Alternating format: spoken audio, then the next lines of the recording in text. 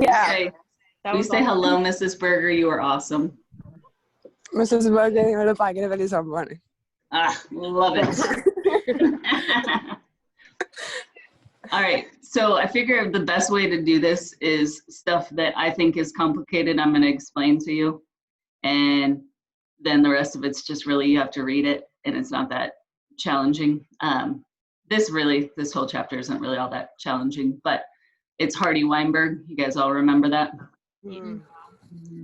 Woohoo! Yay! Come on, enthusiasm. Woo. Woo. Spod, are you going to show any more than your forehead? I'm stretching. Give me a sec. Oh my goodness. I'm sorry to get you up so early in the morning. Oh. All right, so last time we kind of talked about Darwin, right? And his finches. And one of the things they found was that organisms can't evolve during their own lifetimes. What did I tell you guys about Lamarck last time? Anybody remember? That he thought giraffes grew necks to eat. The environment influenced, what is it called? Mutations, but it's really just the ones who had a mutation like survived. Exactly. So one of the things that they've learned by looking at Galapagos Islands was they had the large beaked birds. They could crack open seeds. And when the environment changed, if you had this kind of beak, if you had the big old beak, you could crack open the seeds. What if you had a little tiny beak? You dead. You dead. So they could see over the years, look here, this was a drought. Need to get a stronger way to lock this door.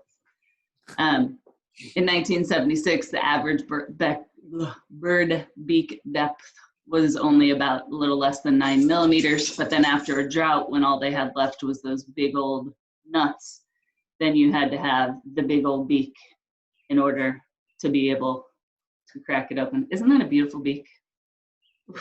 That's you a guys beak. see that? Can you see that? All right, how about?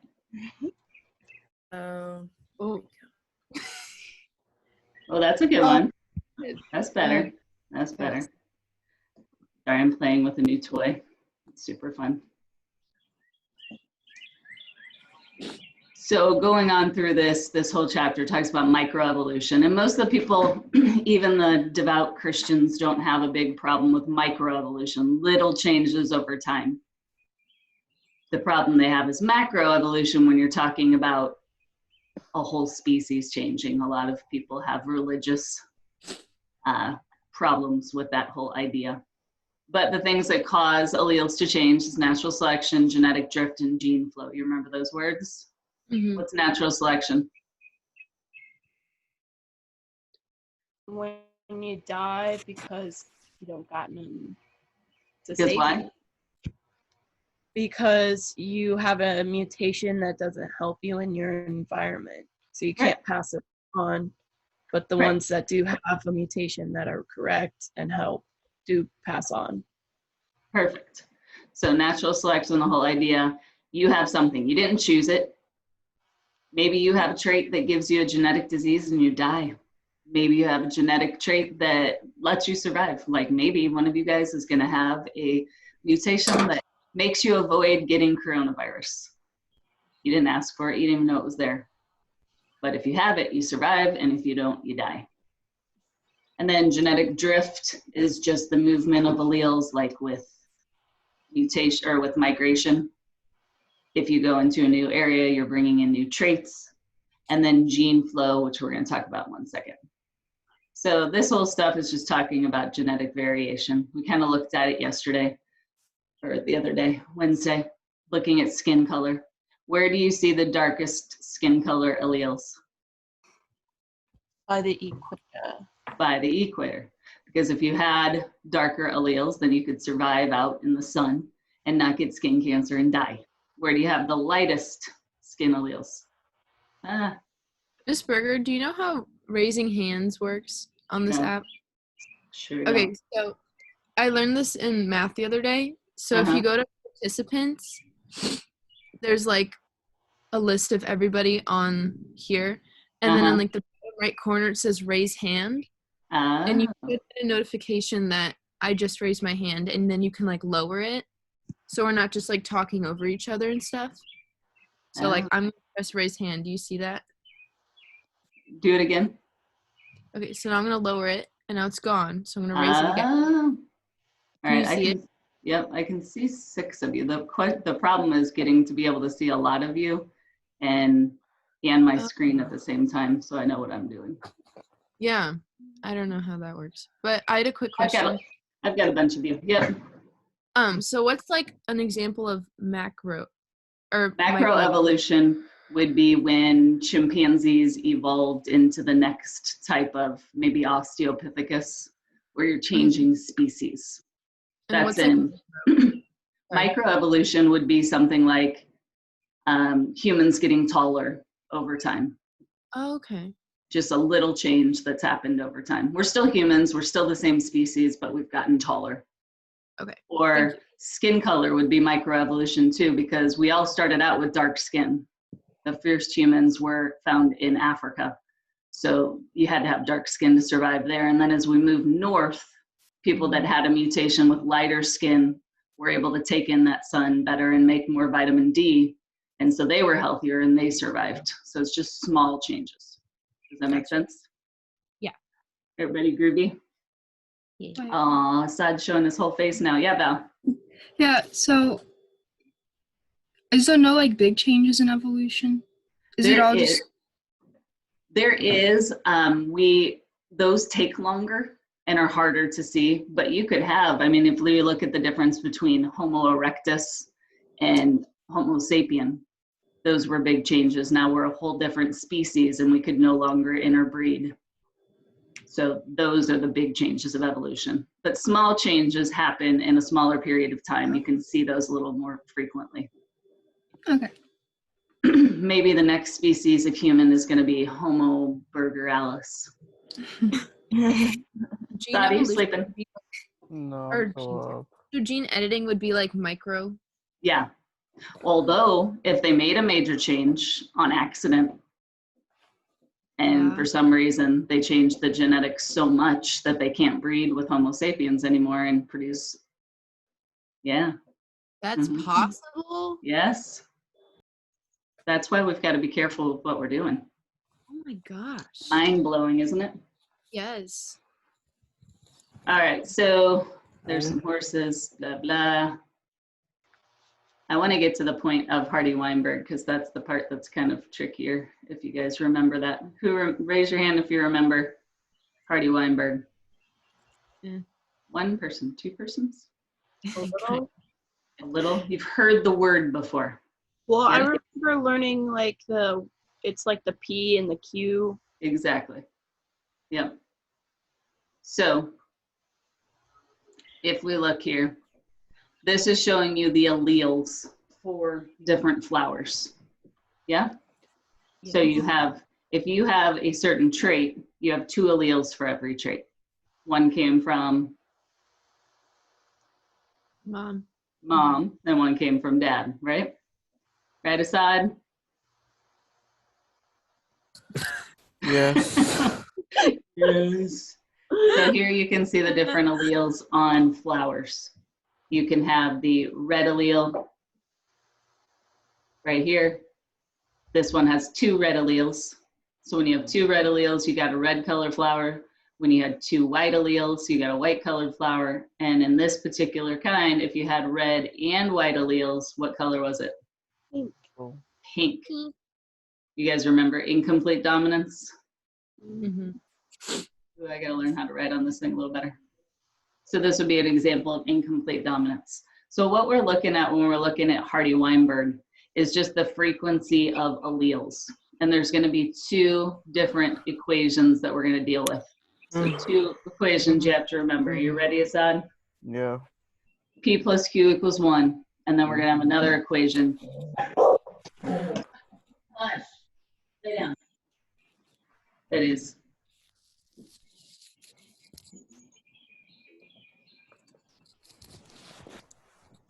this equation here, which is p squared plus 2pq plus q squared equals 1. These are the two equations we're going to deal with. So to understand what these mean, you might want to write this down. The p is equal to the dominant allele. Hey! How many alleles do you have? 2, right? Oh, yes. The q is equal to the recessive allele. Does this not work for multi-allelic traits? No, this is just for single allele traits. Let her out, please. You two, out, go, bye, out, go, out. Anybody want a couple dogs? Yes. Maybe. If they're All right, so when you have the frequency, so this is always going to be in decimals. When you have the frequency of the dominant allele, it's going to be P. When you have the frequency of the recessive allele, it's going to be Q.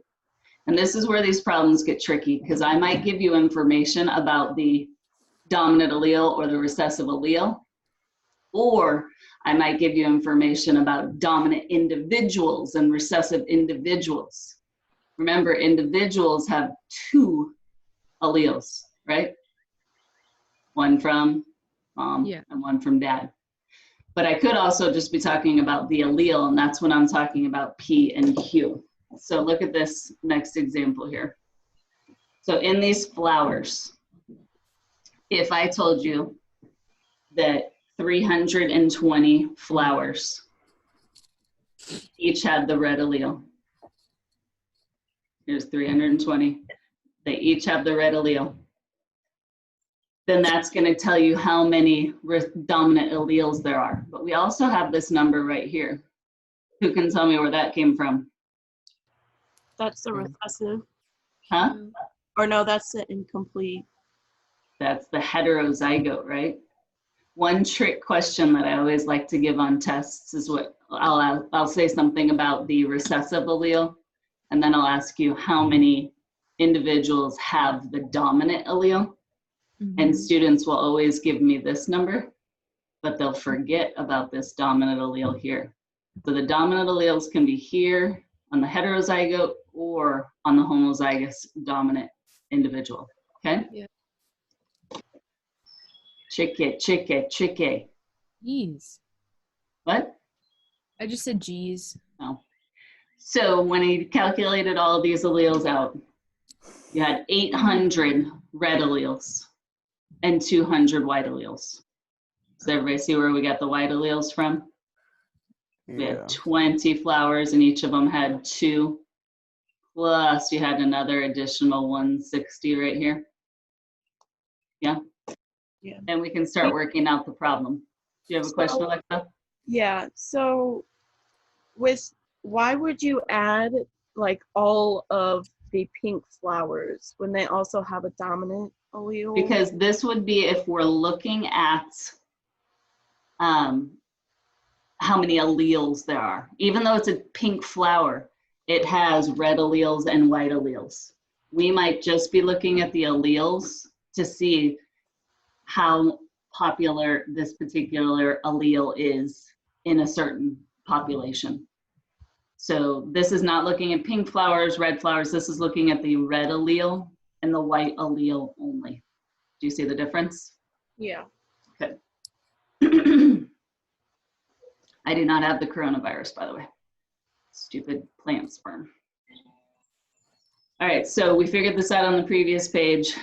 The P was 800, and if we divide that by the total number of alleles, which was 800 red and 200 white, that gives us an allele frequency of 0.8. Simple division, correct? Yeah. And then the Q, we had 200 alleles divided by the 1,000 total. That gives us 0.2 as the frequency. And these two added together equals 1. Yay. So let's look at the whole equation. You might want to write this one down too. The whole equation is p squared plus 2pq plus q squared equals 1. And p squared is looking at the homozygous dominant individuals. The 2pq is the heterozygotes, and the q squared is the homozygous recessive. And the reason that it's squared is because you have 2 of each alleles.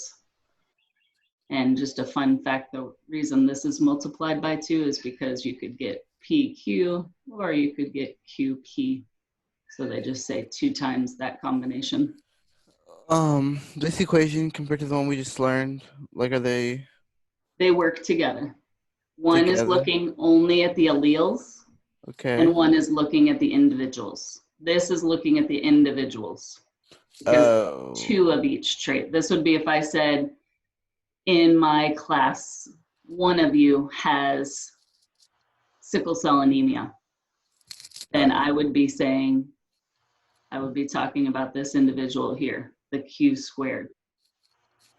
I could also say 5 of you have the recessive allele. That doesn't mean you're necessarily homozygous recessive. You could just have a Q somewhere. You could be Q squared. You could be 2PQ. So it all depends what I'm asking about. Am I asking about the alleles? Then I would be asking about these. Or am I asking about the individual? Does that make sense? It'll make more sense when I go over a problem here in a minute. All right.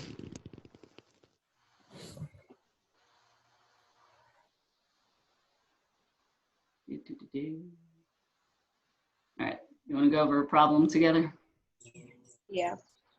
Put it all in context. Mrs. Berger's real slow in figuring out this whole technology stuff. Do you see my Microsoft Word screen now? No. No? What are you seeing? Presentation. Huh? Presentation. I'll see my PowerPoint. Yeah. Conditions for Hardy-Weinberg equilibrium. All right, hang on.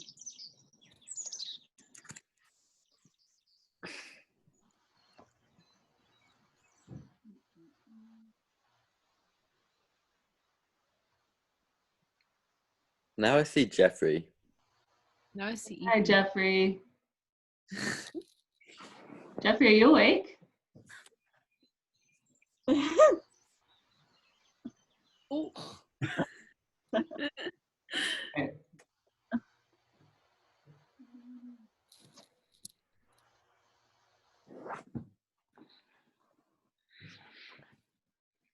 All right, what do you see now?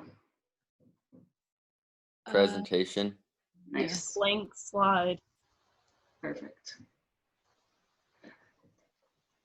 All right, so if I'm doing a problem and I want to look at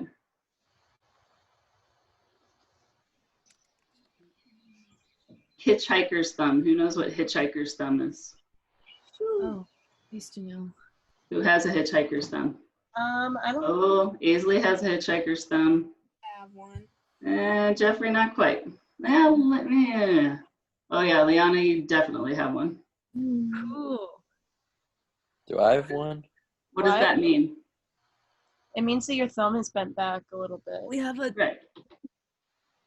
So let's say in a population where we have hitchhiker's thumb, we are going to say that a population of 1,000, 510 have the dominant phenotype, which is hitchhiker's thumb. So how big is our population? 1,000. Okay, so we have 1,000 people. Oops. Oh, the birds sound so nice. 510 have the dominant phenotype. So what does that mean? Over Hmm? half of them are dominant. Yep, 510 have this phenotype, but they could be P squared, or they could be 2PQ, because it's a dominant phenotype. That means you only have to have one allele to have it. So how many have a recessive phenotype? 490. 490. Oh, okay. How did I find that? Just 1,000. subtracting 510 from 1,000, correct? What is the abbreviation for recessive phenotype? Q squared. Recessive individuals, Q squared. So this is the number we want to start out with. We can never start with dominant phenotype because we don't know if it's this one or this one. We don't know. How many of you guys know if you're a carrier for a trait? Probably none of you, because you haven't been genetically analyzed. But if you're colorblind, you know, because that's a recessive trait and that's something you know for sure. So we're always going to start with Q squared. So Q squared is equal to 490 divided by 1,000. What does that equal?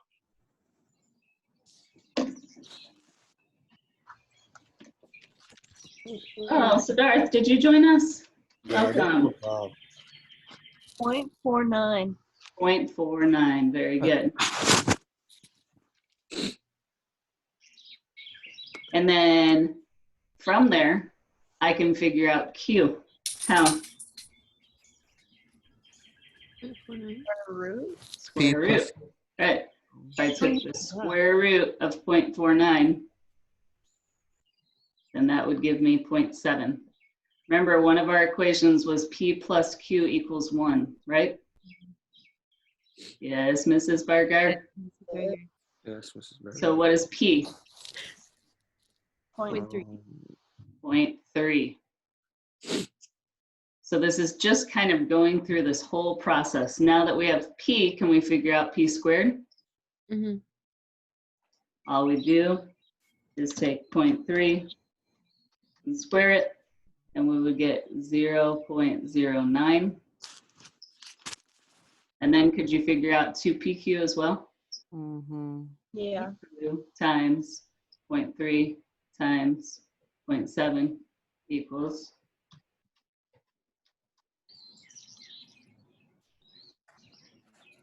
0.42.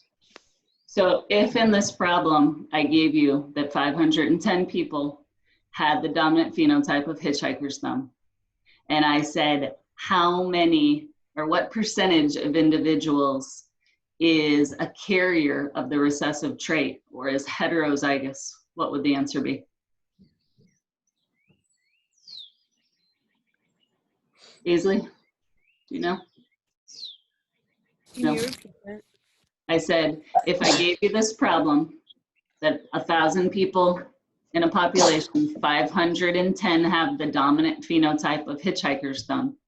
And then my question was, what percentage of that population is heterozygous, or they carry not having the hitchhiker gene? What would the answer be? Nessa? No? Would it be Sarah? 700? 42%? 42%. 42%. Wait, This is the heterozygous. They are heterozygous, or they are the carriers. They are carriers of no hitchhiker's thumb. Hitchhiker. That's a hard word. If they had QQ, they're not a carrier. They are a carrier because they have it. Right, but if my question was what percent of the population is heterozygous, or what percentage of the population carries the no hitchhiker gene, then it would be 42%.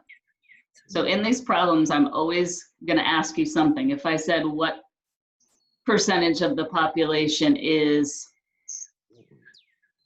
recessive and does not have hitchhiker's thumb, then it would be 49%. One other thing I might ask you, I'm going to go up here now because I'm running out of room and I don't want I'm getting a new screen. If Q squared is equal to 0.49, which we just calculated, correct? I might ask you how many individuals in this population are homozygous recessive for this trait. And to do that, all you would do is say 0.49 times 1,000, and that would equal 490. So on the problems on the worksheet that I gave you for today, I want you to pay attention to what I'm asking you. Am I asking you how many individuals have the recessive allele? That would be Q.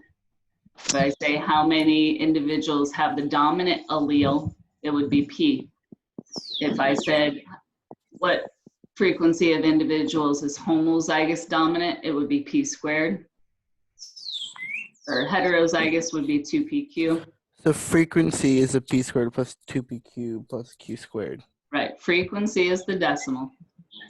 If I say what percentage, then you just times it by 100. If I ask you the number of individuals, you just multiply that frequency back times the entire total population. Does that make sense for all of you? It will help when you start making the, start doing the problems yourself. Sorry, I'm gonna move you to my other screen so I can look at your faces. So I gave you 8 problems. I want you to work on those. I will put a key up like on Monday so that you can see. Not so that you can just copy down the answers, because does that teach you anything? No, Mrs. Berger. Thank you.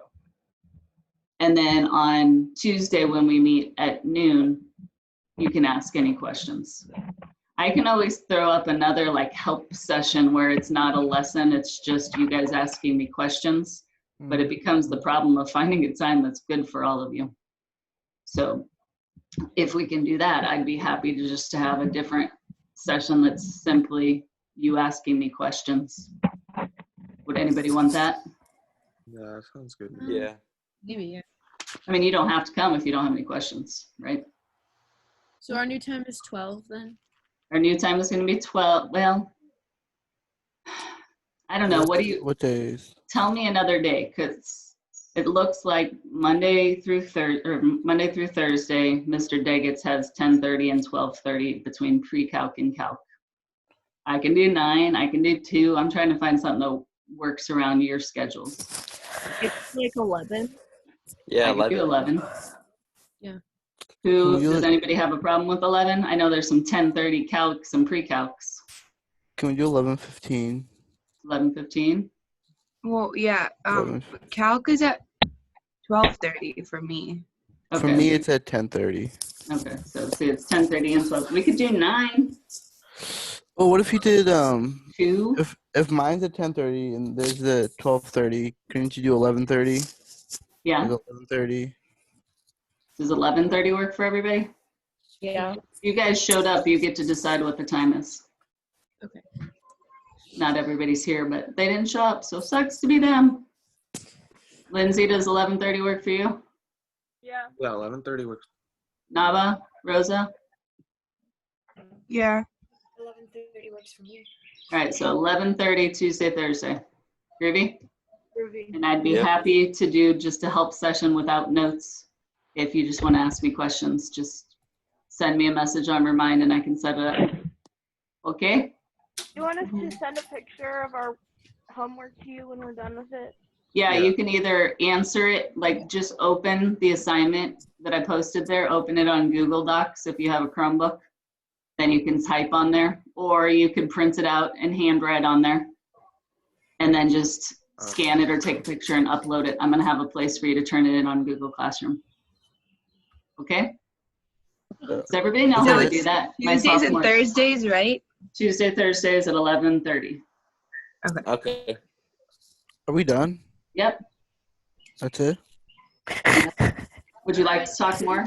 How's your day, Assad? Well, no. I was just expecting more slides. Like that's what I thought. I mean, like. Well, I just wanted to go over the hard ones with you because this thing times out at 40 minutes. It won't let me go any longer than that. Oh, I got you. I got you. Why not? I don't know. Can't you end it and then start it again? I could. Well, I'll look more at that next week because I set up biology to start at 11 and it's already 11:04. So. Oh. All right. well. I will see you guys on Tuesday. Message me if you have any questions. All right. See All ya. All right. right. Bye. Bye. Goodbye. Thank you. Bye. Bye. Get some Thank sleep. you. Hmm. Bye. Bye. When can I stop it?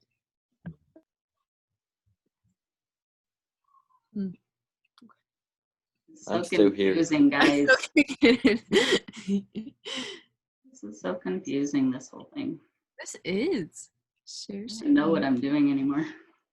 And you're still recording too. That's so embarrassing. I don't care. I don't embarrass easily. Okay. Goodbye.